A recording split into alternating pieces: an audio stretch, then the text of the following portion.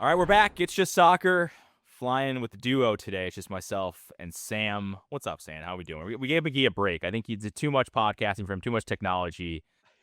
He just needed to sit the sidelines for this one for a little bit. He'll be back. He'll be back soon.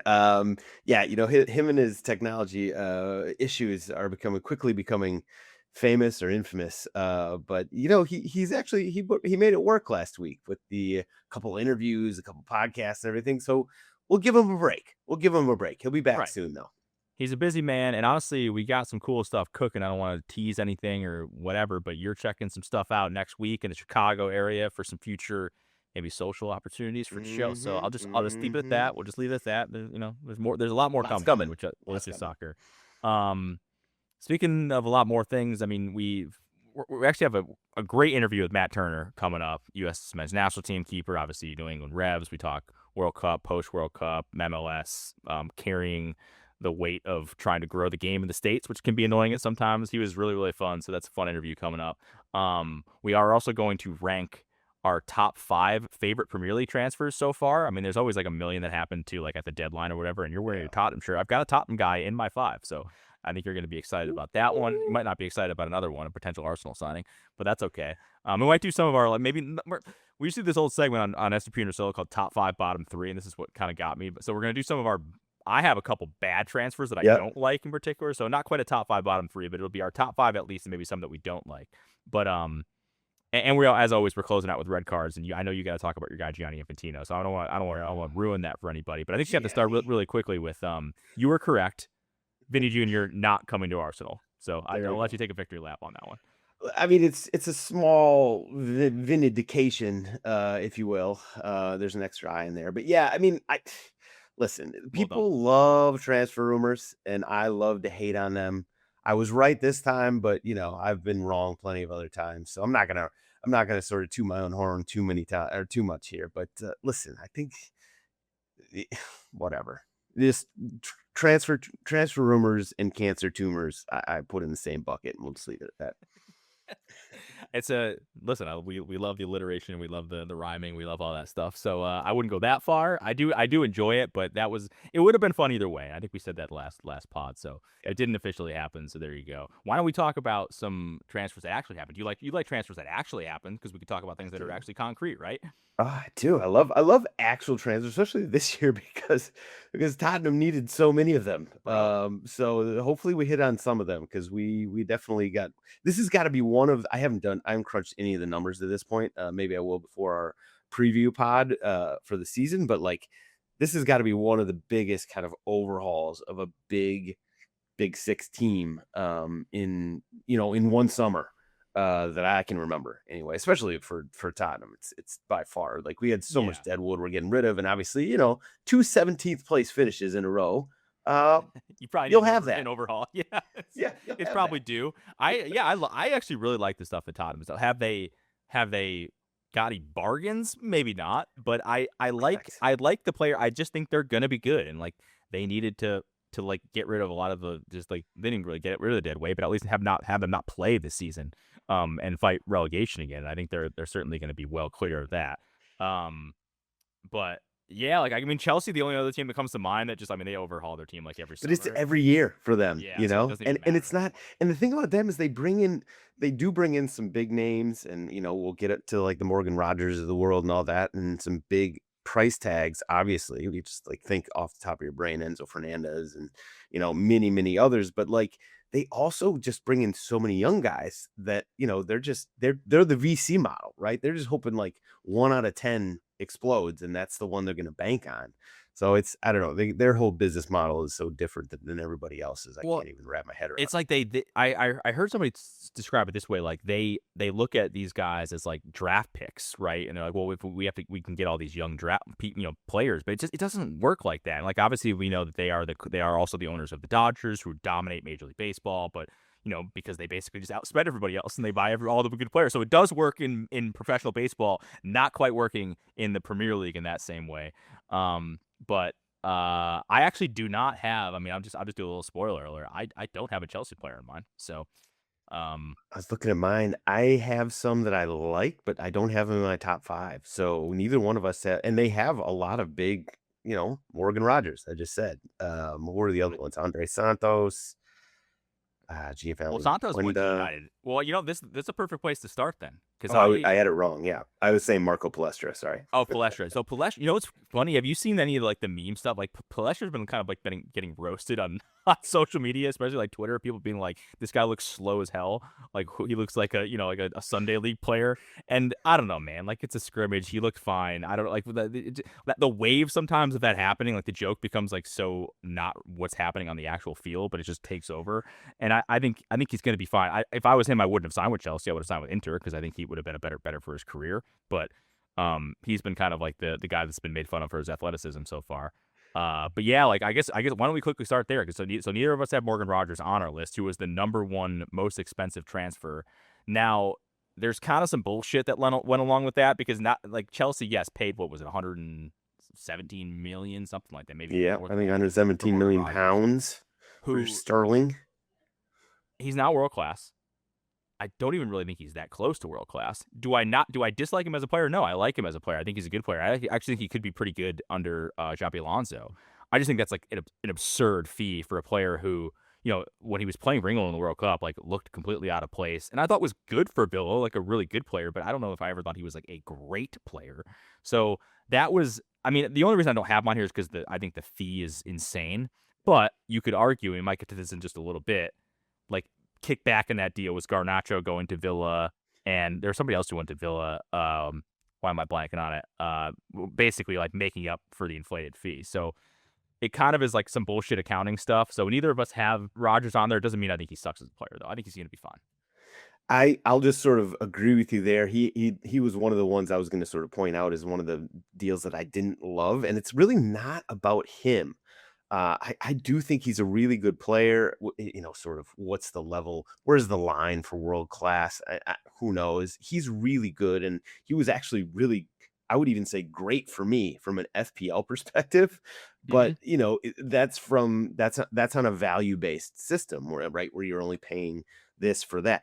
117 million, granted, with all the financial engineering and all this other stuff. Who knows what that really sort of should be? But for the price tag, he's going to come into a squad that is, perennially unstable.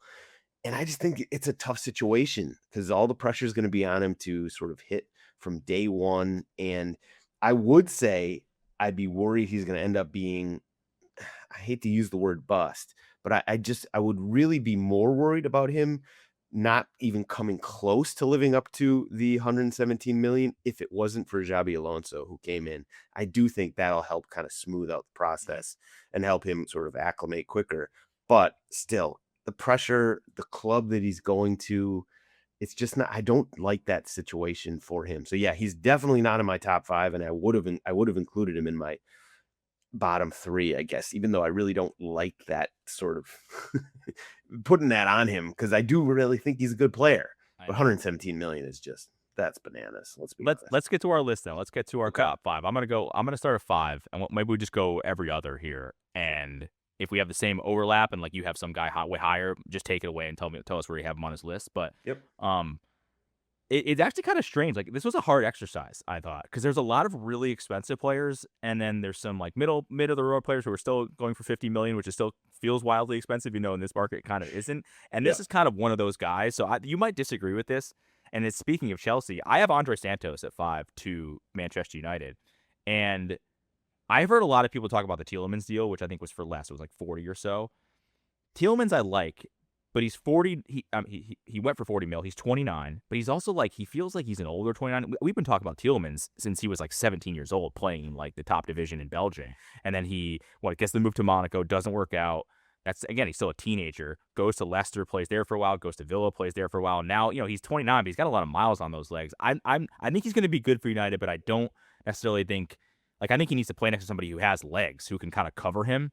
And I think Andre Santos, I've always really liked him. I liked him at Chelsea, even though he didn't get enough playing time. He went to France on a loan as well, and I thought he was good there. I think it's a decent fee for a player who kind of got lost at Chelsea. He was a big name when they signed him. Like he was a big name coming out of Brazil, like one of their like premier youngsters. He's not really a six, but he can cover a ton of ground. Good age profile. So I actually really love this signing for United. I mean, I don't know if he's going to be a starter like right away, but I think long term Andre Santos is going to be a really good player for Manchester United. So he's number 5 for me. Okay. So I didn't have Andre Santos on my list. Obviously, I know him. I've watched him play, and like I think he'll be an okay player. What's interesting is that I'm basically the total polar opposite of you on this Your one. I Tielemans. like him. I like Yeah, him. I like Tielemans a that's lot fine. more. Together they make a great duo. Yeah, like Right. double pivot, we'll take it. I mean, listen, I'll just sort of tease my previews to come in the weeks to come. I like United's business. I like what they've done, not just this window, but basically for the past 12 months. I like Michael Carrick as their manager. I'm kind of coming around on United, and I was bashing them just like everybody else for the last say decade or so, and just everything was just so toxic and everything. It really feels like they may be kind of turning a corner in a real way. I like that Yuri Tielemans deal. You make a good point about sort of, is he 29 or is he more like, are his legs more like 33? I He's think like he's a actually he's like a 5-year-old car, but it has like 150,000 miles on right, exactly. it. He's like He's he's only been five doing years it. old. Well, He's yeah, but And that's part of the thing. Unlike Santos, he has done it at the top level. He's a mhm, proven Premier League player. He yep. comes in to United, a team in United that I think feels a lot more sort of settled and ready to sort of take the next step, unlike a lot of teams, Chelsea in particular. And I think his combination of him with Bruno Fernandes, like I think that's a brilliant combination. Whether Tielemans actually, because Tielemans can play this kind of like 6-8 hybrid Mhm. role, and sort of he can play a six, but he can also make plays, which is a great combination. I think whether he ends up taking some of the playmaking creativity responsibility off of Bruno's plate or not, he might do that, but he also might just free up Bruno to just be even better than he already was, which last season Bruno was incredible. I was, giving him his flowers left and right. Obviously, he set all sorts of records with assists and everything.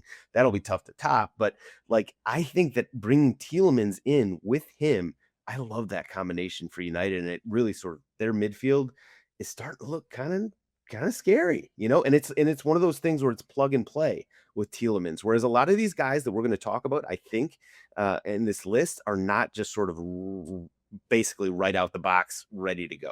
Tielemans is. He's at That's the fair. peak of his powers right now. That's fair. I'm with you. I do like a lot of what United did this summer. I like their business. We're gonna likely do our big Premier League preview pod next Monday. Tape it next Monday, probably drop it next Tuesday. Hoping to do that with Chief. So he was our World Cup preview guy. We're gonna keep rolling with the Premier League preview. So one of the questions I would ask you is, I mean, you could hold it, but marinate on this is, if you're buying stock in either Spurs or United, who would you rather buy stock in? Because my problem with United, and I'll leave it here, is they finished third last year. Do I think they're going to be better than that this year? I kind of don't. I think that's kind of their ceiling. Like I like the team, but I don't love their team. If that makes sense, and I think I'd rather buy stock in Spurs. Yeah, But I we'll mean, see. listen, the if Obviously, we're just 17 talking coming. for the value and the price, you're rock bottom on Tottenham right now. But even just saying which place who do you think is going to finish higher? I mean, Hmm. United have to play in the Champions League. Spurs have Yeah. zero Yep. other competitions outside of Absolutely the no other rest of the cups they're responsibilities. playing. Like, we'll put a pin in that. We'll save it for next week. All right. It is a good discussion. All right. But yeah, all right. So all right, we have picked the new double pivot for Manchester United as our signing. So good for you Red Devils fans. My next one here. This is a little off the radar, but not really. I'm going Joao Gomez. He went for 40 mil to Villa from Wolves. He's good. And it's like, when you watch him, you're like, how is Wolves this bad? He's an unbelievable player. High intensity ball winner, solid on the ball. He has an incredible work rate and motor. And for 40 mil, like, I think he steps in to Villa's midfield next season and replaces Tielemans like pretty pretty easily. Like, I think he's going to be an excellent player. He's much younger. Again, Brazilian, really good track record of midfielders in the Premier League. And I think that's an excellent price for him for a team that got relegated. I think Wolves fans were mad they only got that when, meanwhile, like, Mateus Fernandez, West Ham's getting like $1 billion for their guy. So and I like Fernandez too. He's not on my list, but I like the Gomes signing better. I just think it's better value, and I think he's a really excellent player, and he's going to basically play from day one because Villa need him to. Yeah, I was gonna say they need him to step up and do what you're hoping he does or think he can and he's capable of. And I think you're right. He might be. It's weird hearing a player named Gomes or Gomes. I don't know how to pronounce I know that. I'm not. I don't My have the Brazilian, Portuguese. My Portuguese Portuguese is rather pronunciation. rusty.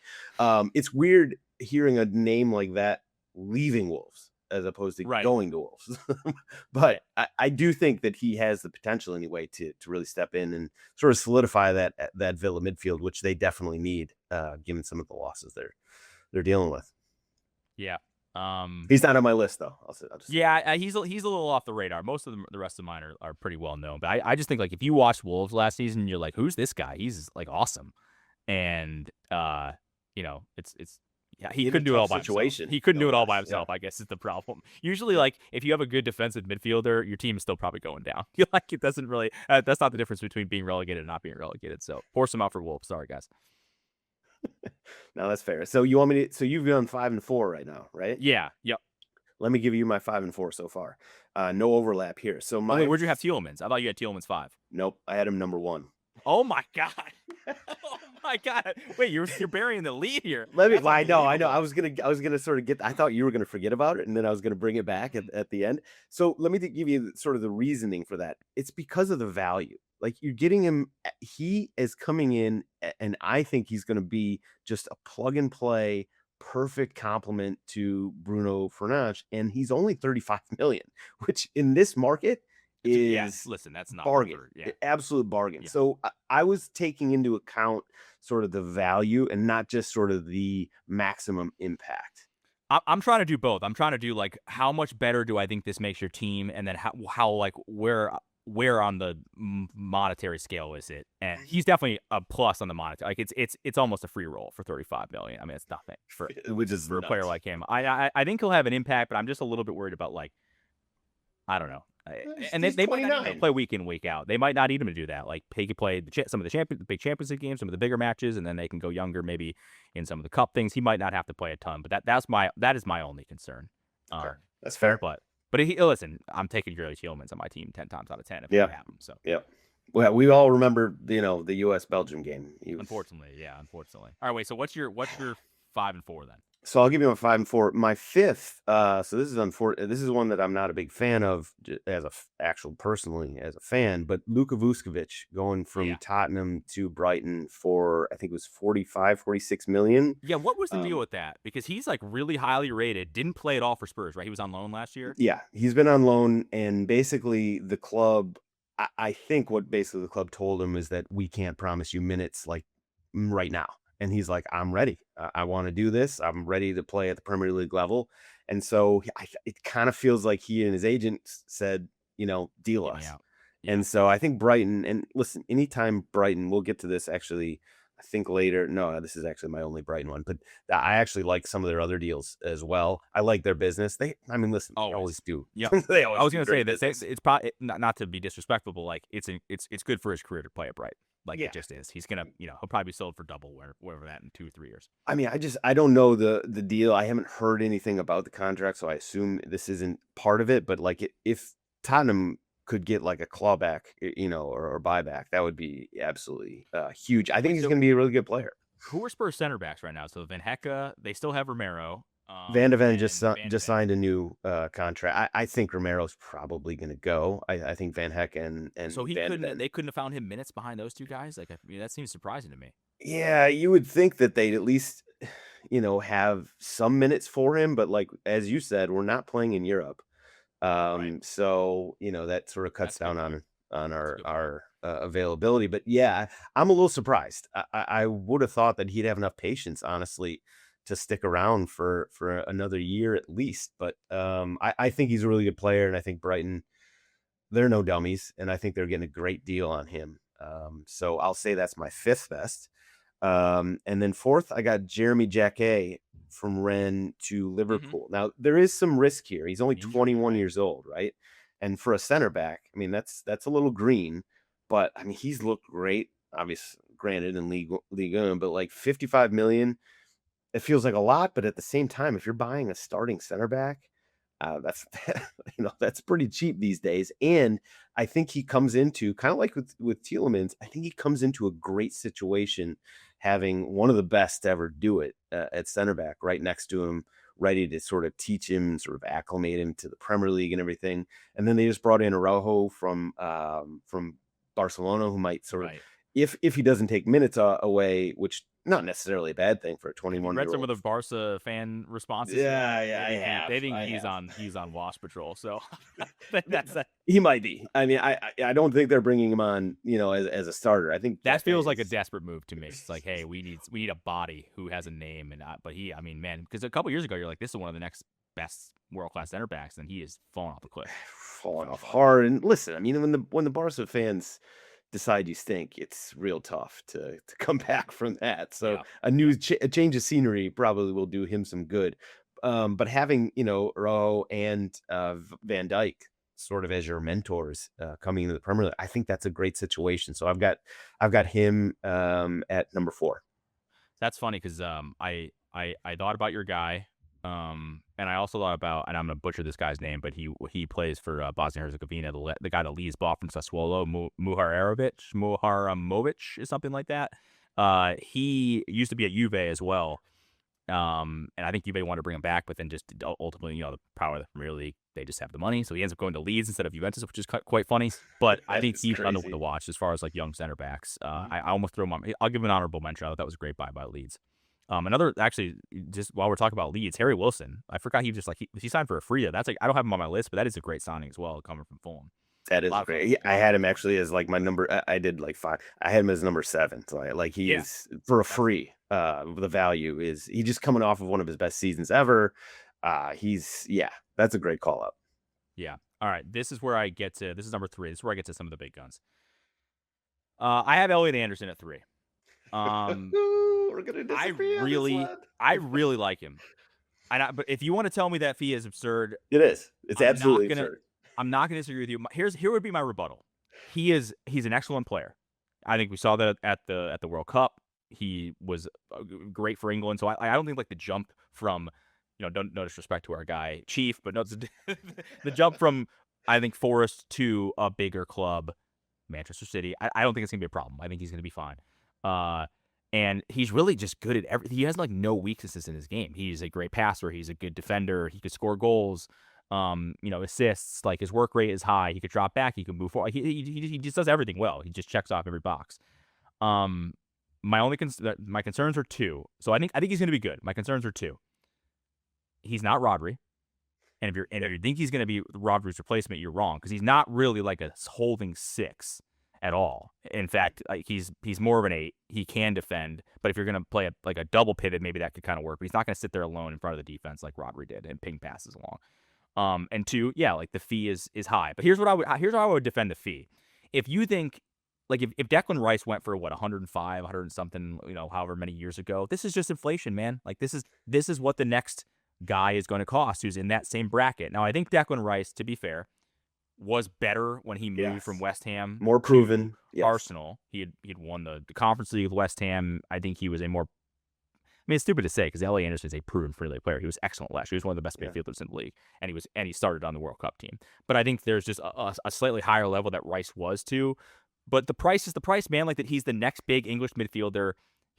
Does he have like the same ceiling maybe as Declan Rice? No, but like I just think that's what the price of that player goes in today's market. So, and I think City. I actually like Maresca. We'll get to this next week again in our Premier League preview. Like I'm not worried about like him whatsoever.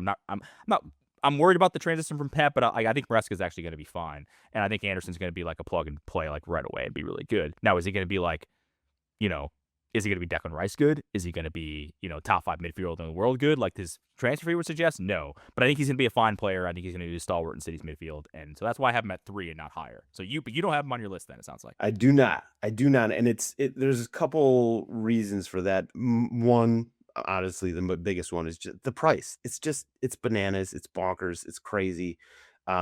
He has a lot. I mean, he's got a great skill set, no doubt.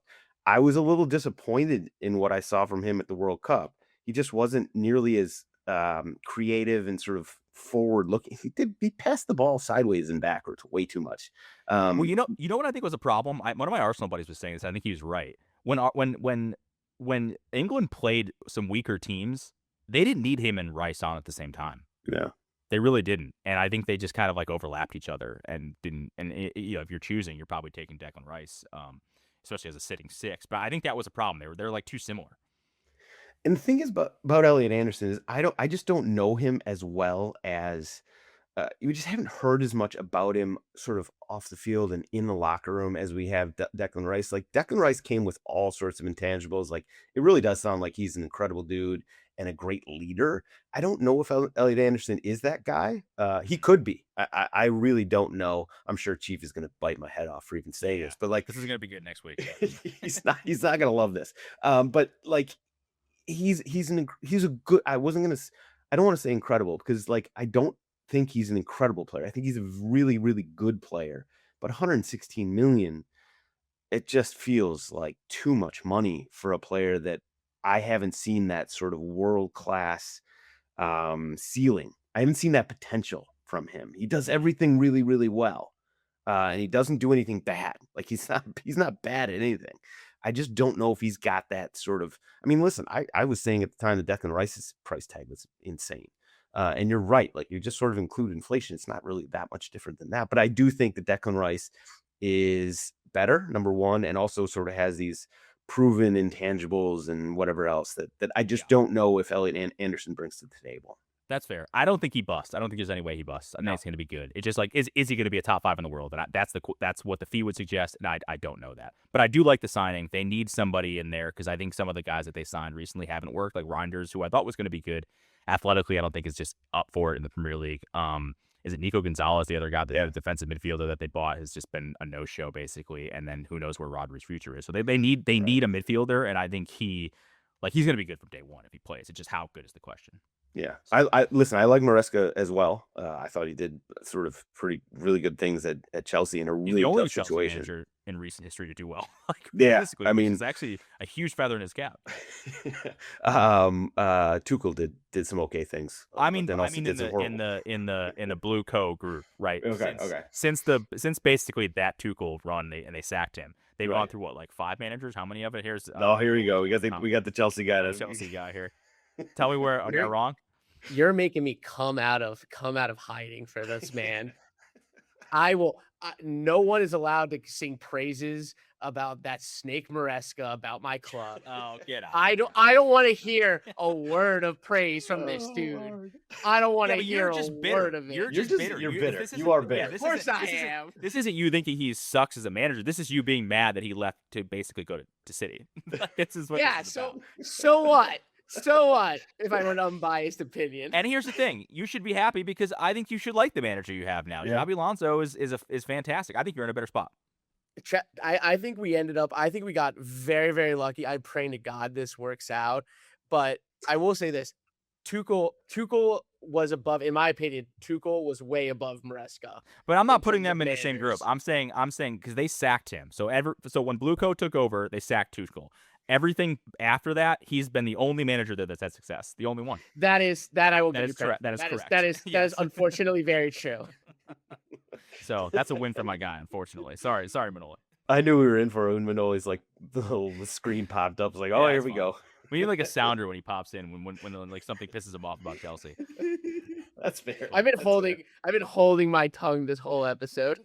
We'll just wait till next week when we wax poetically about him at City. See you. It's gonna be brutal. fair. All right, you're number 3, Sam. Oh, okay. My number 3 here. So we had Vuskovic and Jack. I got 3. This is a big one. Bruno Guimaraes. I'm trying to sort of, take my biases out of this. I really liked him at Newcastle. We will get into this next week. Newcastle just feels like they're in a tough spot right now. It feels like they're being absolutely rated. And there's other players who they're losing, which we'll get to eventually here. I think Guimaraes is a great signing for Arsenal. I kind of feel, first of all, he's proven, as we've said about some of these players, he can do it at this level. He's kind of the kind of the creative playmaker type that they clearly need very badly in that Arsenal team. So, if he can just keep doing what he's been doing for Newcastle and bring it to North London, as much as it pains me to say this, I like the move. And, obviously the price tag is not cheap, but 75 is crazy to say, but 75 million is, not that bad when you're looking at some of these Elliot Andersons of the world and Morgan Rogers. So I like the move. The value of it isn't terrible. Trying to be that sort of creative, dynamic player that he was at Newcastle is going to be maybe more difficult in an Arsenal sort of team that, they thrive on this organization and sort of, I hate to say it, I don't hate to say it, but lack of creativity. It's in their DNA right now with Arteta and sort of making sure defense first. And, we'll score, go on a corner kick, whatever. He's walking into a tough situation where he's going to be asked to do a lot, but I just like him as a player. And I think he has the profile of the player that Arsenal needed. So I like the move, unfortunately. Not only do I agree with you, I probably agree with you so much that you're gonna hate me. I have him at 1.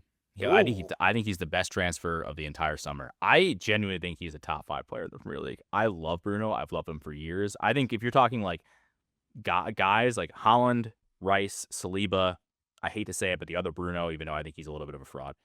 And I think Bruno G I think there's a very good case that he's the 5th best player in the Premier League.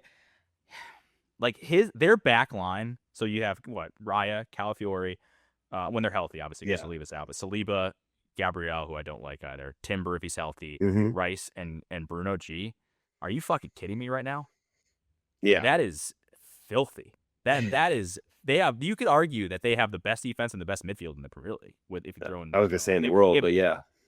Maybe even the world. If Odegaard is healthy and plays the way he played in the World Cup, which was great, which he didn't play like that for Arsenal last year, it's best midfield in the Premier League, but I think by far, not even close. And then you're talking about USMNT still being on the bench now. That's crazy. Eze off the bench. Man, Madueke, they got a lot of. The thing is that it's Arteta's system that's really sort of holding them back offensively. And, I want to root for this to fail because I want him to be like, oh, Bruno's not playing well. It's Arteta's fault. I want to blame it, but I think this is a brilliant signing. Like, I think he allows them he gives them a player with attitude, edge. He's incredibly dominant in and out of possession. He's 28, but. And I know I just said things about Tielemans, but I don't really feel that way. I feel like Bruno still has a lot to prove in the Premier League. Like he's only won the League Cup with Newcastle. He hasn't won any other major trophy, and that I think I'm right about that. That's right. So I feel like he's coming to Arsenal, the champs, to like maybe win the Champions League or go back to back in the Premier League. Like I think there's a lot still in the tank there. And you said it, dude. 75 mil for this guy again. No disrespect, but like. He's twice the player Tielemans is if at worst. And if you're saying that he's went for twice that fee, I'd rather have Bruno for 75 and Tielemans for 35 or 40 easily. I can't believe. I mean, maybe Bruno was like, hey, I only want to go to Arsenal. But to me, if I was Manchester United, I said this to my Manchester United buddy, I'd rather have him if all things are equal than probably Santos and maybe even Tielemans. Like that's just how good I think Bruno is. I love him as a player. He's a motherfucker. And he's one of those guys who, like, if he's not your guy, you probably hate him. And he's going to be a very hateable guy on that Arsenal team. But I kind of love this for Arsenal because I feel like they're doubling down of like, hey, we're going to play and we're going to be miserable to play against week in and week out because he is a miserable player to play against in the best way possible. So I have him number 1, dude. I'm sorry to say. Oh, I hate that. But like, I can't really argue with it. I got him at 3 and probably part of that is Arsenal bias.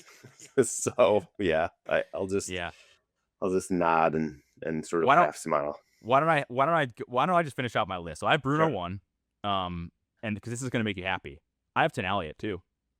I do as well.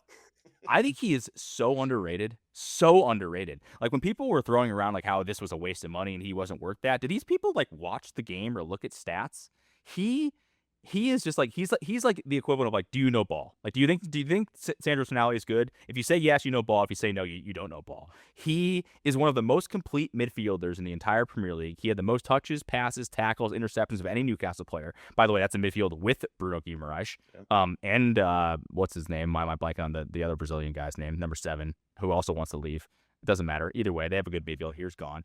7th most progressive passes of any player in the Premier League. He could be a deep line playmaker. He could be an 8. He can honestly play 10 if you want him to. I don't think they're going to, but he could. He went for 100 million, and I somehow think he's still underrated, Sam. Like to be brilliant, absolutely brilliant signing for a Spurs team that they just need competent people, and he's more than competent to me. So so to recap, I have Bruno 1, Tonali 2, Anderson 3, Joao Gomez 4, and Santos 5. But of those 3 big midfield signings, I go Bruno, Tonali, Anderson, and I think there's a chance Tonali could be 1 when it's all said and done. Listen, I hope so. I certainly hope so. I echo everything you've said right there. I do think he's underrated. The price tag is, I mean, it's not nothing. It's not a bargain, right? But it's fine to me. Yeah, it's fine. yeah. I think that if we're looking at, like, say, Mateus Fernandes. By the way, is it Fernandes or Fernandes? Like, you hear, like, again, our Portuguese and yeah, let's just go with Fernandes. So, like, if we're looking at the deals that Tottenham got, and I wouldn't call any of them steals, they've paid up for everybody they've gotten. But, like, if you're going to look at Tonali for 92.5 or 100 or whatever it is, and I can't remember what Fernandez was, so 85, 75, 85, whatever it is. Like, I think the value is better for the Tonali deal because he does everything. He's already shown he can do it. Like, one of the things I think people don't really understand or appreciate about Tonali is how fucking fast he is. Mm-hmm. This dude is rapid. Like, I don't know what Tottenham is becoming like Al Davis's Oakland Raiders of olden days. You know, we got Van Velde, best 40. Yeah. we got these guys that can just motor. And so Tonali fits right in with that. He's only 26 too, dude. Yeah, 26. Listen, I'm a big fan. And he of missed this. like a year with suspension, right? So he's actually missed a whole year. Take those less. Keep out of the casino, and you're gonna be fine. Yeah, that's exactly what I was gonna point out. Like, the only thing you really got to kind of question is maybe sort of off the field things, and like, does he really like England? Like, there's always talk about him, wanting to go back to Italy and all this stuff. Like, so that's just a little sort of small cloud. Then, like, is that a question mark? Am I worried about that? I don't know. I mean, like, I'm sure Tottenham did their due diligence, and if you just look at the stats and just look at the performances, I mean, I think this is exactly the kind of guy that the Tottenham have been desperate for the last few years to really shore up this midfield that, like, they've been in some ways sort of overproducing for the amount of talent that you see on paper because we've had so many injuries. We've been playing all these like babies for at least the last 2 years. So a guy like Tonali, who's done it, he's been there. 26. That's not old. It's not young. It's kind of right where you want somebody. So I really, really like this signing. He's my number 2. Okay. So then what are you missing? Your number 3? Because I think you're. Did I? So 3 was Guimaraes. So I got Vuskovic, Jake, Guimaraes, Tonali, and Tielemans is kind of my shot. Okay, Tielemans is one. That's right. Okay. All right. So listen, we had some overlap. It's not terrible. Yeah. That's not terrible at all. Okay. I think it's a good list. I mean, listen, people are going to get mad because people like to get mad at lists, and we could potentially be wrong on this. And I try to, at least little wild cards, but yeah, and if anything, we've been accused of being an Arsenal hater podcast, and we both love the Bruno signing. So there you go. I know. Listen, calm down, Tweedles. Yeah. All right. Just quickly, we'll do our bottom. My bottom was, so this actually isn't a deal yet because it's still a loan, but there is some sort of, I don't know if it's an obligation or an option, but the Garnacho deal is terrible for Villa. That guy sucks. I'm just going to say it flat out. He's really talented, horrible attitude, production's not there. I don't want this guy on my team. So the idea that you would get rid of Morgan Rodgers and have to take back Garnacho for 45 mil, if that is the case, that's terrible. And my other bad one is I don't understand the James Trafford deal to Leeds from Manchester City. 40 for more money plus, too. Yeah, 40. They made money on it, and he basically got benched. And like, why is that the case? Like, I don't understand why you would help City in this situation. Why are you helping them make a profit on a player that basically they're stuck with? So it must have been other teams in for him. It must have been kind of like a bidding war. There had to have been. But like, I guess you could say he kind of got some experience at like the top level and he played behind, obviously some top level goalkeepers, so he's going to come out a little more seasoned. Yeah, that deal. I hear you. I hear you on that one. So those are I had two bottoms. Those are the ones that I'm sure there are other ones, but those are I question those. Although, you know what? Let me throw in a third. Did you see the swap deal for Dwight McNeil and Brennan Johnson? Shout out to Everton. Yeah. You don't see swap deals very often. You don't see swap deals a year after a club paid $40 million for a guy that they swap him straight up for a guy who Everton don't play. So no matter what you think about Brennan Johnson, he might not be good, but you just paid $40 million for him and you're swapping him for a legit scrub, like a legit scrub. That's unbelievable. So there you go. I'll throw in a third. And this is coming from an Everton fan, by the way, everybody. I'm happy with it. Yeah, like I'm fine with it. Like, I mean, Brendan Johnson doesn't have to be a world beater, but he's better than Dwight McNeil. What's going on here? That's fair. Well, so the ones I had and kind of the deals that I wasn't huge fans of, I thought I just had Rodgers and Elliot Anderson written down just almost exclusively because of price. I think that's just ridiculous what they're paying. Garnacho is a great shout. I had somebody else that I was going to point out Fernandez from Spurs. Like I like him as a player, and he might be kind of another player that really sort of shores up that midfield. But 21 years old, 85 million, it just feels like a little risky. Just a little risky. I do like his ceiling. I'm excited that listen, it's not my money, but at the end of the day, that felt like a little bit of a pricey deal for what I was. Yeah, that's fair.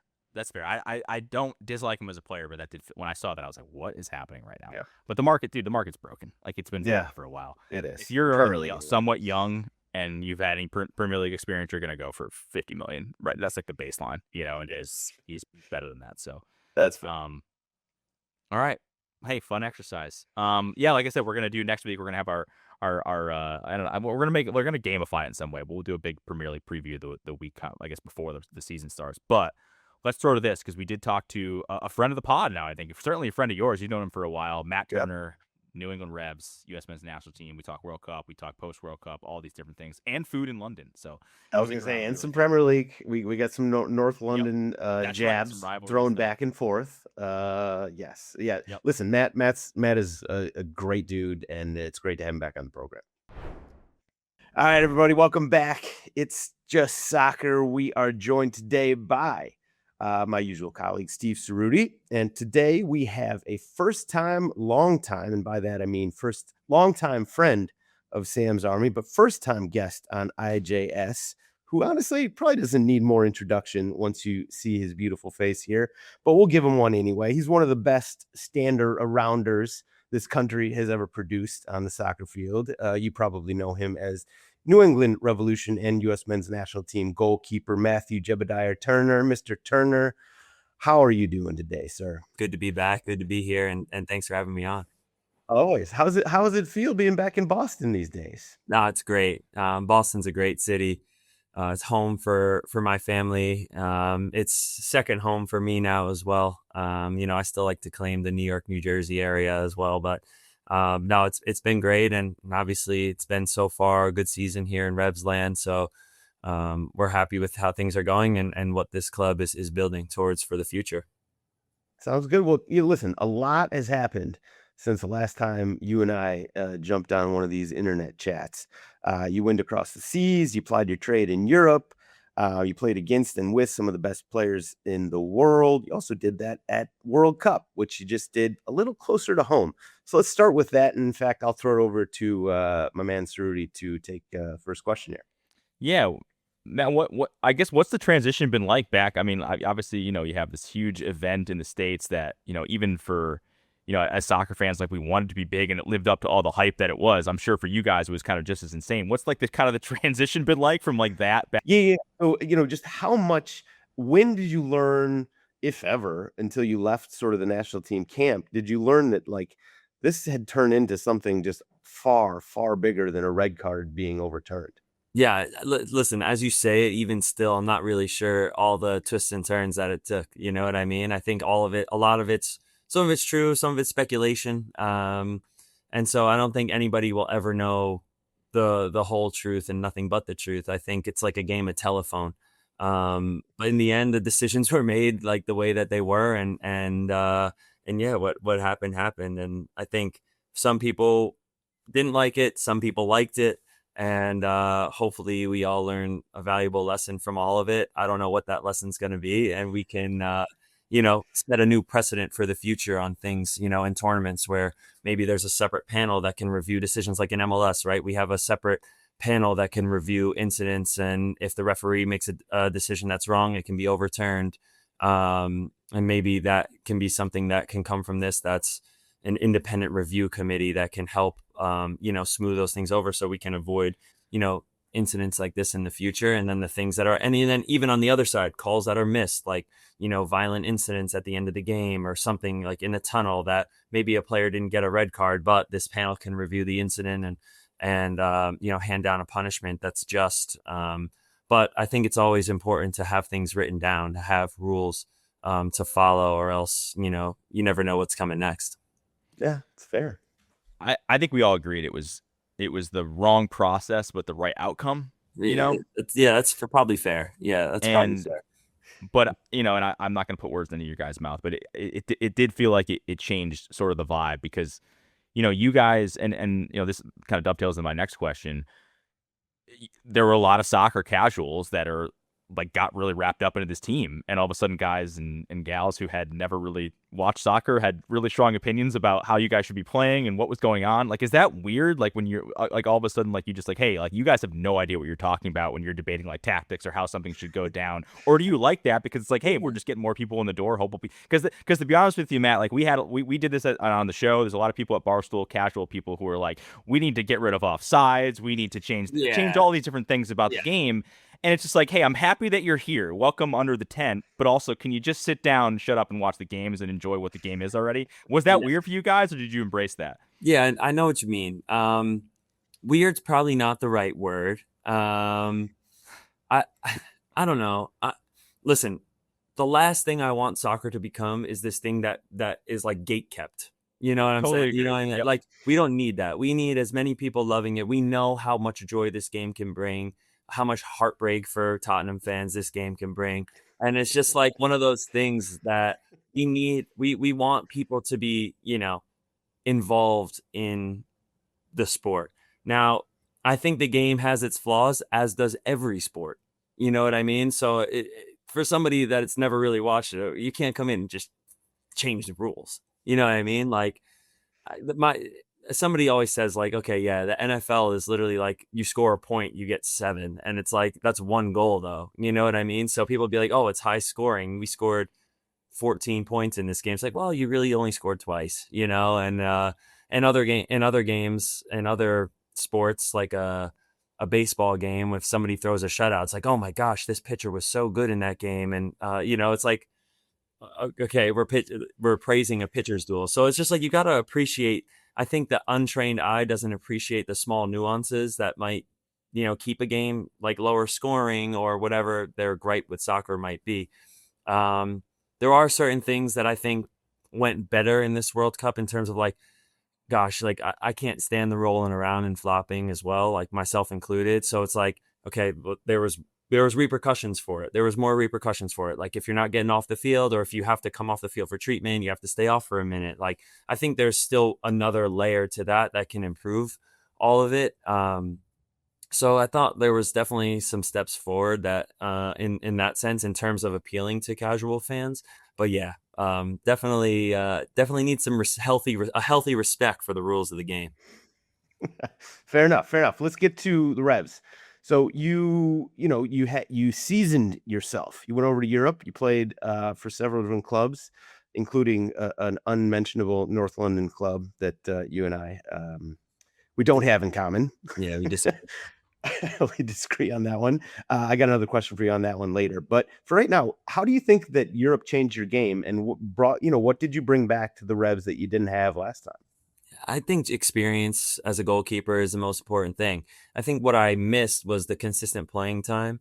I had it a little bit at Nottingham Forest. Had like a challenging season, no doubt. Probably potentially the understatement of the year. But I enjoyed it. I learned a lot about myself, and and I took that risk. That was the level that I always wanted to try to go and play at and achieve success at. And I had some good times and I had some bad times. But in the end, I created a lot of really great relationships with people. I, carried myself really well while I was over there. And I think, in the end, I got to lift the FA Cup trophy. So I had experience, on a team that was fighting for survival. I had experience on a team when I was at Arsenal that had just sort of come back and resurrected and came and competed for the league title. So I was in first place in the Premier League for a long stretch in that season in 22-23. And then at Crystal Palace, I was able to win the FA Cup. So it wasn't like an unsuccessful time. And I had different successes and failures along the way and different types. And so those things I can come back with and bring here. And then we have a really young team here in Revsland. We have a lot of young players that, they're just coming onto the scene and they're starting to do really well. And, I can be a sounding board. I can be the type of person that when I speak, people listen and they take it in a good way. And I can help build, the culture that we've been trying to build here for a long time. It's a special place for me, here in New England. I love the club and I want us to be successful. And I think that the experiences that I had definitely are helping me to create that successful environment. Do you have, going back to the Arsenal thing, do you have your record against Spurs off the top of your head just so we could rub it in Sam's face a little bit? Listen, one of my favorite memories while I was over there was when we beat Tottenham, in their place. And we hadn't done that for a while. And we were celebrating with our fans. And this was the game where some fan came out and like kicked Rambo when he was just trying to go get his bottle or whatever. And he had a great game. That was nuts. But in that, I'll just never forget, we were celebrating with our fans. And I think it was Gabriel Martinelli, like went up and he threw a scarf. And the scarf like landed on, those cameras that kind of float above the field. The scarf landed on the camera. And then everywhere the camera was going, it was literally just flying, basically an Arsenal scarf all over the stadium. It was one of my personal favorite memories. That's fair. That's fair. Too, I'd imagine. Yeah. Yeah, mine as well. A very, very happy memory. I do remember that game as well. It was a weird time, by the way, when you were over there, because it was like I was rooting so hard for you, but then of course there's the North London shit. Yeah. Anyway, that was my. I'm glad you're not there anymore, so I can just root for you and it's not hard to clear. Kind of root against you. All right, let's finish this up with the rapid fire. We'll give you some quick ones and get you out of here. So best atmosphere you've ever played in?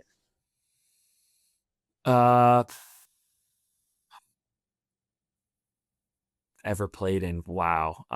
That's loaded. I know you're saying rapid fire, but like there was the El Salvador game in World Cup qualifying, the first World Cup qualifier. Whoa. Unbelievable. 0-0. Then,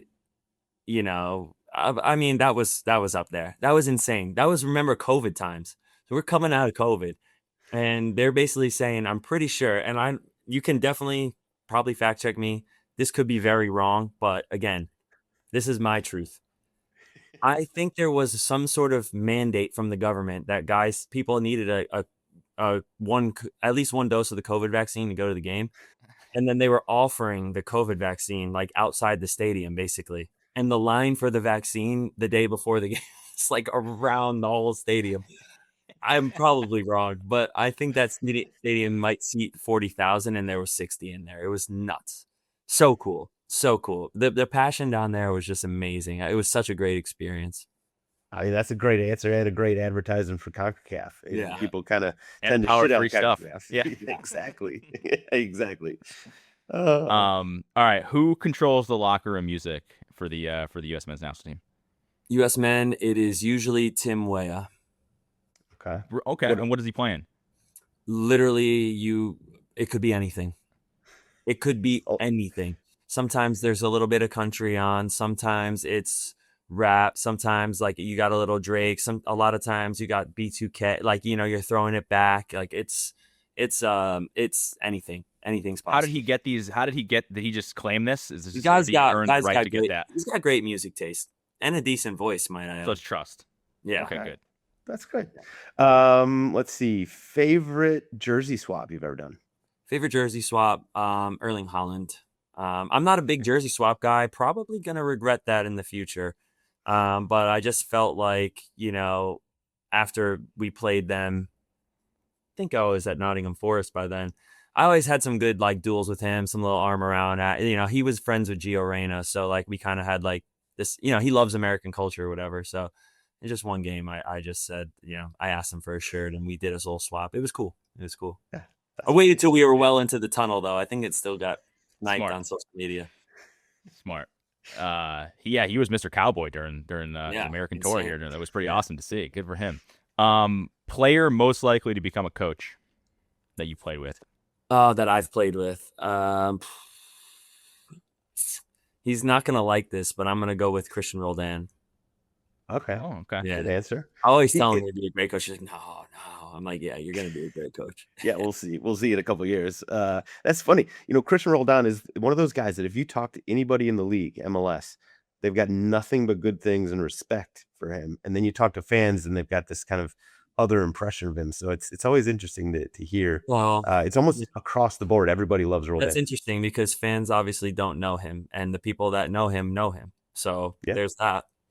That's fair. We'll leave it at that. Yeah. All right. So as I mentioned, quick question on the North London team here. So they had a big season last year. How did you celebrate them losing the Champions League final?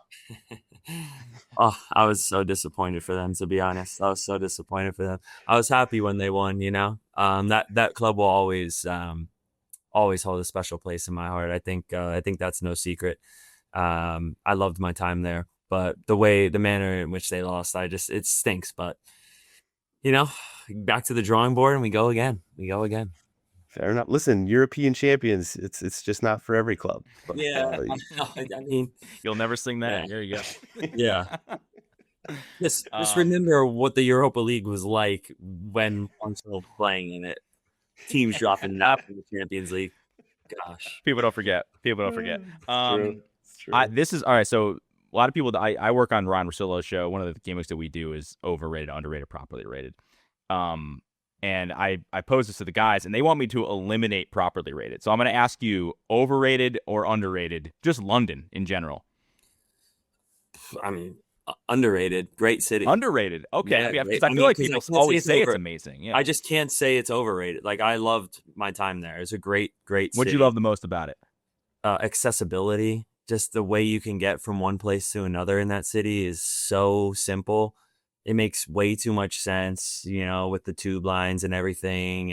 And so many great restaurants, just great energy all the time, good fashion. Like, listen, I was like kind of a schmo when I went over there. Like, I didn't know what I was, I had to like really up my game a lot. Good fashion, good restaurants. I mean, just awesome. Good, like a lot of green as well. Like a lot of greens, good balance.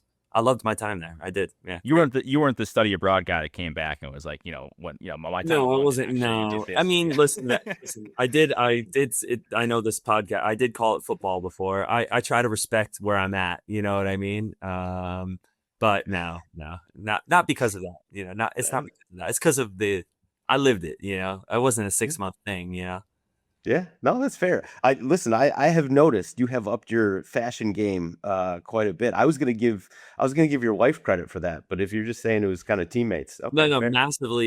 massively her, but also being in the environment, you're like, I gotta step my game up a little bit because I'm coming into work and these guys are in a fashion show and I'm walking in with my sweats on and it's not a designer one. You know what I mean? So. No, it was good. Somebody actually gave me a nice compliment 2 weeks ago about my new and improved fashion game. So maybe I'm onto something. There you go. So you came back with as a more seasoned, experienced goalkeeper, but also somebody who has a little, got some fashion sense too. The late bloomer. I'm gonna dress to impress. Exactly. Fair enough. I suppose we could leave it there. Listen, Matt, you're the man. Thank you. It's always a pleasure to chat with you. And it's been a pleasure. Other than those couple years there in North London, it's been amazing to watch you progress and advance. So obviously, nothing but the best going forward, and we will be rooting for you in the future. You're the man. Much appreciated, guys. Thank you. Thanks for having me on. Keep preaching the good word about the game. We shall do so. We'll do. All right. Appreciate it, man. All right, guys. All right, shouts out to Matt Turner for giving us some time. That was really, really fun. Sam, I know you've known him for a while. That was my first time chat with him. It was awesome. He seems like I understand why everybody likes him. And I will actually echo the question about the London food situation. This is gonna, like, some Italians are gonna be really mad at me, and I may never be allowed back in the country again. But the best Italian meal that I've ever had was actually in London. So London does other people's food well. Their food is just ass. English food is ass. So as long as you learn that, he's fine. He seems to have learned that pretty well. So He's a good dude. Love Matt. All right, time for red cards. And I know you've been chopping at the bit for this one. I mean, you've just been on the Infantino attack plan here for a while, and honestly, I respect it. I'm just sort of like, whatever, man. This is like the evil guy. I don't even care. But the latest is basically that, like, what, CONCACAF and all these different was it CONCACAF? It was the UEFA, something else. Asian Federation. Yeah, right. Are now basically saying he broke their trust, but Mexico somehow is still holding out hope. So your red card, we'll start with it. We'll start there. Yeah, we're giving a straight red card to the Mexican Federation right now. It's just absolutely insane what they're doing. No, absolutely right. Listen, again, taking my biases out of this situation, like the fact that the Mexican Federation came out today or whenever it was and basically said Infantino's the guy. Let's back him. In this situation is so egregious. I mean, like, granted, we're talking about, FIFA, right? Which we've known for decades is just this organization that is just, it's been corrosive corruption left, right, and center. The Mexican Federation obviously has had their own problems, but this is kind of a new level of or new low, I guess is what you'd say. Like, it's just so ugly what they're doing. And so CONCACAF, UEFA, and the Asian Federation came out, and to be fair, they didn't say really anything in that letter, right? They didn't say Infantino out. They didn't say we're putting up a different candidate to oppose him in the election. They basically just said he broke our trust and we don't like him. That was kind of, and then they signed it with their names and everything. So, like, they're clearly not fans of Infantino and what's going on at FIFA right now. So what that means down the road, we shall see. But it's really interesting that basically in parallel with that, the Mexican Federation came out and said, yay, Infantino, he's our guy. He's doing a great job and we will back him, to the hilt. It's so bald-faced, nakedly self-interest and corrosive and corrupt that it's sad, right? I mean, like, I've talked a lot of shit about the Mexican team forever because, there are rivals and everything. But this situation is just next level. They are basically what it's come down to, and this is all reportedly, right? So let's keep the asterisk there. We don't know anything for sure. The reports suggest that Infantino agreed or did a backroom deal with the Mexican Federation and said, if you back me, which they have publicly, if you back me, I will help you get out of CONCACAF and move to CONMEBOL, which is the South American Confederation. This is something that, they've talked about this for many years. Why would they want to do that? Money? Yes, it's all about money. Obviously, that's the only thing that these federations care about. And so you think about, so why would they do that? Well, there's reasons for it. Number one, the club teams will get to play in Copa Libertadores, which is, I think, their main. That's the big one. That's what they really want. On the World Cup and, sort of the international stage, they, you would say, oh, well, they're going to have a lot tougher time making the World Cup then. Well, keep in mind, we're about to expand to 64 teams. So the plan I saw, or tentative plan or framework, had like 7, if not more, South American teams getting into the World Cup. There's only like 10 nations there. So, like their chances might go down a little bit just because, like, they're locked and loaded here in CONCACAF. But I think what they're doing the math on that, and they're saying, well, we're just going to make so much more money from Libertadores and from, sort of the whatever else. Sounds like they're scared, dude. Sounds like they're scared of the red. Yeah, or maybe they're just scared of the U.S. and Canada. You never know. Jamaica's incredible bragging rights we would have. You're like, hey, you guys just left because you were scared to play us. So that will be the dance. That will be the talking point. But it's just ugly. It's gross. I would love to, and in fact, I just put a story up on my Instagram asking fans what they think, because I would actually be a little surprised if Mexican fans are that heated, that excited about going and being part of the South American Confederation. I don't know. I'm not a Mexican fan. I do know that they've had all this. They've wanted to play in Libertadores for years. We now do play in Copa America. So they've already got the Copa America, which is, that takes away some of the money that I know. whatever. So, it's interesting. I'm guessing. I don't think this happens. I think Mexico is in North America, and I think they'll stay part of CONCACAF. But it's just so ugly. And especially if that's the case and this really doesn't come to anything, it's just so ugly that the Mexican Federation would sort of throw their lot in with Infantino at this moment. It's just ugly. It's gross. And I'm not even putting this on Mexican fans. I just think it's the people at the top who are just looking at pesos and dollars, and that's all they care about. But it's sad and it's ugly. So you get a red card. That is a very worthy red card. Man, it'd be funny, like, all of the Central American countries who are below Mexico or south of Mexico would not be, one including touching the South American continent, would not be in CONMEBOL, but Mexico would somehow be there. That Money. Nothing more Infantino and FIFA than Right, teetering with exactly. that. Yeah, hopefully, I would be surprised, I think, if that happened too, but just that they talked about it is disgusting. All right, I'm gonna go. This isn't really like super timely, but I did see, like, I just saw that Jadon Sancho, he's out of contract. He's like training with, I think, one of his old clubs, some small club or whatever or something, and kind of trying to figure out what his next move is. And is it Saudi Arabia? Like, he's still maybe holding out hope for, I don't know, a European team or whatnot. Maybe a Turkish team comes in because they seem to have all the money these days too. But it just got me thinking, like, I'm going to kind of give him a red card. And then I want to give, like, Manchester United signing, like, these top players a red card as well, because I just think we need to collectively look back at this and be like, this is an insane run of players that they have just sort of ruined or have ruined themselves by going there. Like I'll start with Sancho at first. Like, at Dortmund, dude, he was like a world beater, man, and not just in like the Bundesliga where, like, obviously all the stats are inflated. He was good there, but he was a killer in the Champions League against big teams. He even went on loan back there and was good again. And so, I know he's not like the fastest guy in the world, but he had this technical ability that was so great. And and he's coming over from Manchester City. He leaves to BVB to get playing time. He crushes it. And that is a risk in itself. Like, a lot of English players leaving the island to go somewhere else, like, isn't always a path that people take. Bellingham obviously did it after as well, and it's worked out for him. But the idea that his career is where it's at right now after seeing that, like, is just kind of mind-blowing to me. But here's a list, and this is where the red card comes in. I'm just going to give a red card to just United signing players here in general. But, like, you have Sancho, Paul Pogba, Lukaku, Antony, Memphis, Martial, Van de Beek. I'd even throw, like, Alexis Sanchez in there. Like, all guys who their careers were basically ruined going to Manchester United. Like, think about how insane that is, how insane of a run it is that you had. And again, Pogba was like the thing. Like, he was the next big thing. Like, Sancho was kind of that way too. Like, he was going to be like, I remember Rio Ferdinand just like waxing poetically about him going to United and how incredible he was. Lukaku, he obviously had an incredible run at Inter, and then, gets this big money. Or no, I'm sorry, he leaves from Everton initially for big money, where, Lukaku was scoring goals left and right.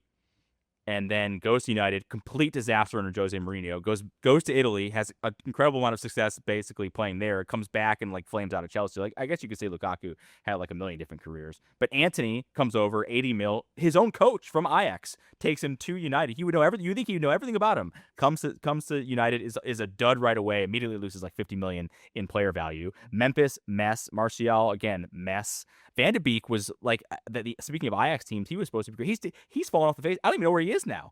Does he even play? He had a loan stint at Everton. I know he's playing in Spain. Like, it's just unbelievable. So I'm gonna just red card this entire run of Manchester United players, and this is probably really under the Glazers more than it is the new ownership. They've sort of cleaned their shit up. Carrick, I think, at the wheel is much better. They made some better signings, but it's just an unbelievable run. And so I'm just amazed that Sancho is where he is now, like, trying to figure out, because he's not even, I think he's still in his mid-20s. Like, he's not even that old, and he's done. He is just done. And I know this happens to players. Like, obviously they're wonder kids that flame out, but the sheer amount of them that happened at Manchester United in like a decently shorter period of time, I'm gonna have to show a red card to the old school Glazers Manchester United player recruitment, because it was rough, dude. Seeing that's fair. Sancho born in the year 2000 and flaming out is painful to see. As someone in his 30s now, like born in 2000 at you and your fast, dude. career's done. It's crazy. Yeah. 26 years old. It's when he got loaned out to Chelsea, I was actually like kind of high on it. I'm like, I think we could like he's gonna get a lot of play time, I'm sure, with us because like we were struggling, man. Our squad was like in shambles. And I'm like, there's something there. Like United's just ruining him. They don't know how to use him correctly. We're gonna really get this guy like buffed out. He's gonna have a breakout season. And he was so bad that we literally paid for us to Right. not have to buy You him. paid $5 million to not sign him. Like, That's bad, unbelievable. man. Like, it's crazy. Him. I always think about there's a picture from 21 of Jason Sudeikis, and it's one of those like I call it like it kind of feels like Pinterest shirts, but it's like Jaded and Marcus and Bakayu, and I'm like, damn, he got the really bad end of the stick on that shirt, man. It's tough. Yeah, man. Moral of the story is, at that point, if your agent was telling you to go to Manchester United, you need to fire your agent. Like that's Yeah. just that's. I mean, the money isn't always worth it, man. It's just man. there's bigger things, but There were other like Closure. Onana and Angel Di Maria. right. Like, Well, at least there Di were- Maria a like lot had success after. Onana's another great one too. Dude, I thought Onana was gonna be great, and he was so good at Inter. He was Yeah. good at Ajax. He obviously had the PEDs thing, but he was excellent at Inter. They went to a Champions League final with him, and then he's literally can't play when he gets can't play. He was It's like the monster. arguably the worst. He was like arguably the worst goalkeeper in the Premier League one season. Like he was brutal for them. I don't know what happens, man. Like they're putting something in their Kool-Aid that just Well, goalkeeping is so mental. That's Yeah. actually not surprising. If the fans are getting on you and you're just sort of your mental game is off, like it could really spiral. And they just Yeah. kept playing him, and that's tough. I mean, like the guys that there are some guys like Chris Smalling is one guy. Anthony is another that like left and still they found a way to sort of get back. Anthony's only a couple years Smalling's out. but great at Roma, yeah. Under Yeah, Mourinho. Smalling's had a Yeah. great career since then. Anthony's done really well in La Liga. So I really have liked to watch those guys and sort of see them. But I do think that the Ineos, versus the Glazers, I do think that they've drawn a line in the sand. I do think that United has their business is not the kind of nasty stuff that we were seeing before. it is weird though, just with like Sancho specifically. I weirdly do think he's still got something. But if he goes to Saudi at this point, it's done. I think that's going to be the nail in the coffin. I don't know where he goes. Maybe France, maybe like another like an Italian side. Roma was I in feel like last year, and then now it's done. Yeah. I don't know. We'll see what happens. But I feel like there's still a good player there. Like 26 is tough to go to Saudi, I think, unless you're really just going We were for the just money. talking about Tonali. He's 26. Yeah, dude, it's not even about the age. Yeah, because like Somerville just took the big check there. I mean, John Duran took $1 million bajillion dollars there. Now he's already gone. Speaking of frauds, though, I can't believe that one didn't work out. The Darwin Nunez is back. He went there and now he's playing. I think he's back. Yeah. Salah at Trabzonspor or whatever. Yeah. Like, it's just like when you Sheffield go there, is you there. yeah. Like it's I don't know, man. I feel like it doesn't. The age doesn't even matter. It's just like players that lack. I don't say lack ambition, but it's kind of like that. There's I'm saying, I'm saying this as if like you didn't flash me like $10 million to change careers on the spot. Like, yeah, I'm probably taking that. All right, but There's But, a like- difference. They're already making generational wealth. Right. Most of these Right. guys. So it's like, what's more? and I guess you could just say, hey, I'll go there for 2 years. I could always come back, and I still have this contract. Maybe. The agents in these people's ears, like, listen, man, like you can go, like be a star, you'll like rebuild your brand, then you just get out. And like, the agent just wants to get that nice little 10% from Saudi. Listen, agents. There's some a lot of shady agents out there. There's no doubt about that. Definitely There's some some good who ones are too. pushing I don't want to United, throw them too. all under A the lot. bus, but yeah, it's not. Yeah. Yeah. So anyway, there's mine, Red. All right, Manoli, close this out. My red card of the week, we kind of touched on it a bit last week. My red card of the week goes to Fabrizio Romano, who I am just fully out on as a source to any capacity. Like I know, like it's definitely been like a bad kept secret that he's clearly like a mouthpiece for clubs and agents, this and that.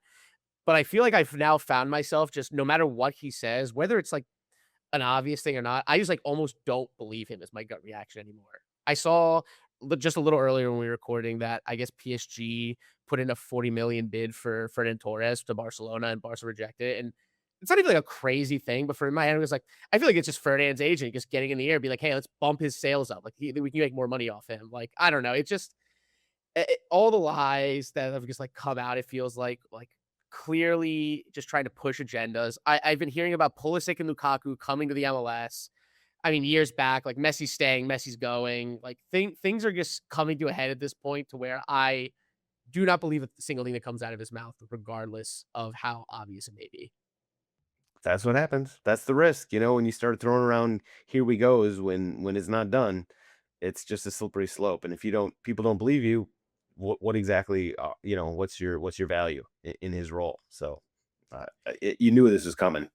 Yeah, it was a matter of time. It's weirdly coming to all these sports too. Like you see it in the NFL with Schefter when they're like crediting agents. In the NBA, it happens all the time too. It's just like a dirty profession, man. And listen, I like maybe you have to do these things to get ahead in some ways, and getting the scoop is hey, if I have to scratch someone's back, then you got to do it. But it just, I don't know, man. It kind of feels like it used to have journalistic integrity, and now it's just all about like clickbait bullshit and keeping people's attention. So it's another feature of the sort of business of soccer that is just so nasty, right? Like we spend all this time talking about FIFA and Infantino and all this.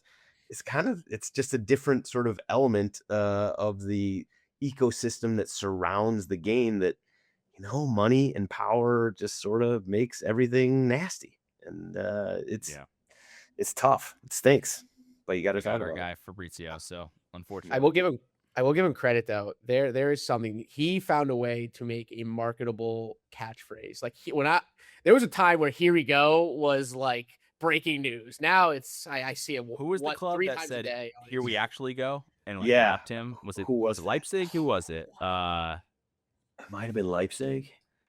They were making fun of him too, though. Hold on, "here we actually go." It was some recent. It's just in the last week. It was Leipzig. It was Leipzig. It was okay, yeah. They mocked journalists from our RB Leipzig mocked journalist Fabrizio Romano in record sale announcement with "here we actually go." Yep. When they sold Jan Diomande. Here's the thing, though. He ended up being right. It was right. Yeah, that's one of those ones where it's like, I listen. It's fun to dunk on everybody because it's just fun to dunk on everybody. But like, he actually got that one right. So yeah. And by all accounts, it still was like funny. there was that what we talked about last pod, right? It was like his old agent that just wanted his fair share of the money. So like it just that was what was being sorted out, not like necessarily like what if the player wanted to go there or the contract stuff. So yeah, I'm with you. I think for your greater point is taken, Manoli. It is. Fair right, man. Oh boy. All right, boys. This was fun. Thanks to Manoli, thanks to Sam, thanks to Matt Turner. And we're hoping to be on next week, early next week. Check the feed. We're gonna have our Premier League preview. We'll do picks, all that stuff. We'll do top 5 because basically that's the Champions League positions now. We'll do relegation stuff. Maybe we'll do Golden Boot.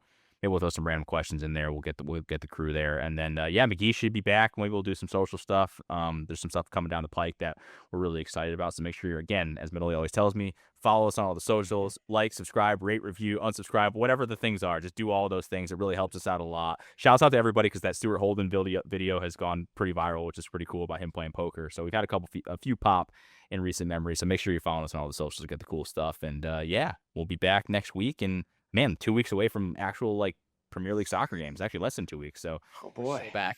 Never sleeps, man. This is why I always joke, dude. Like some of these like the NFL players, like you guys play 4 months a year. I was talking at the bar with this guy over the weekend because there was like a random Canadian Premier League game on, and he's like, "Do these guys ever stop?" And I'm like, "No, not really. So especially when you got different leagues, right? You got MLS and all the North American leagues, all that, and the Scandinavian leagues are all going. I know this because I bet on them and I bet the overs. I know where every league and where all the leagues that like where the goals are. I know all of them and which one's playing right now. Finland's playing right now and all this. They're going all year. There's somewhere that I can there's somewhere I can lose my money at every given day almost. That's how sports work. I'll never understand ball knowers not enjoying soccer because it never ends. Yeah. It's always something to do, something to watch, something to lose money on. Degenerates Unite. Let's do it. Let's do our future soccer club, Degenerates United. All right, boys. Appreciate y'all. Talk to you next week. Cheers, guys. Cheers.